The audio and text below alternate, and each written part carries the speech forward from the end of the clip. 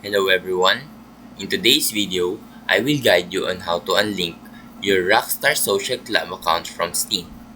First, head over to the Rockstar Social Club website and log in with your account credentials.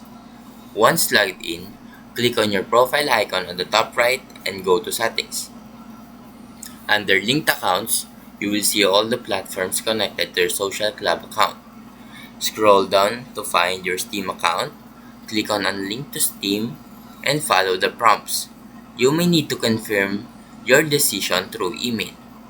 So after unlinking, log out and log back in to make sure the change has been applied. Your Steam account should no longer be connected to your Rockstar Social Club. And that's it. That is how you unlink Rockstar Social Club from Steam account. Now if you found this video helpful, please leave a like and subscribe.